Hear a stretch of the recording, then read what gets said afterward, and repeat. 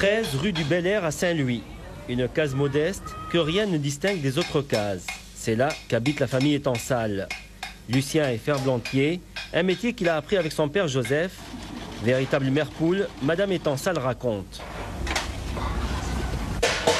En 59, il travaillait à l'usine de Pierrefonds.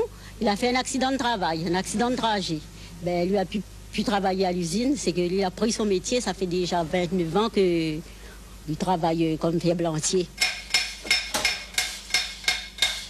C'est qui votre clientèle? Qui vient passer les commandes? Et les citernes, ce sont les gens des hauts qui achètent les citernes, parce qu'ils n'ont pas d'eau.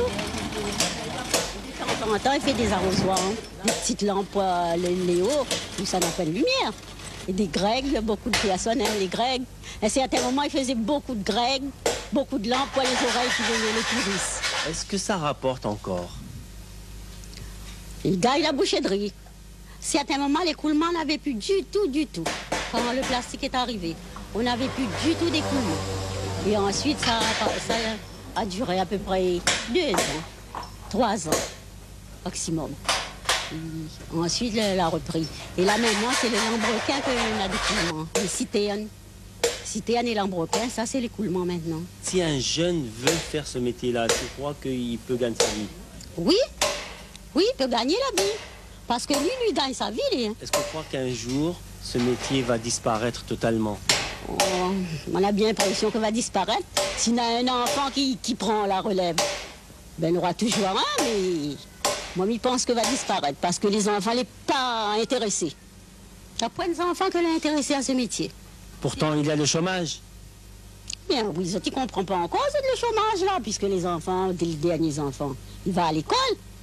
Ceux qui veulent aller à l'école pour aller plus loin, mais ce métier-là... Mais là, normalement, les enfants ne veulent pas aller apporter le travail, aller livrer. Dit les enfants, aller livrer le travail, ils ne veulent pas. Au début, mon mari, lui, il livrait son travail. Il prenait 12 arrosoirs d'un côté de bras, 12 de l'autre côté. Il allait jusqu'à Saint-Joseph pour livrer le travail. Et ensuite, il avait un fils qui était cycliste. Il est mort, ce fils-là. Il prenait sa bicyclette, il mettait 24 là, 24 par ici, il lui partait vendre. Ensuite, on a acheté une vieille camionnette. C'était vieille au possible. Un taco. A travaillé. Ensuite, on a eu un fourgon, un combi.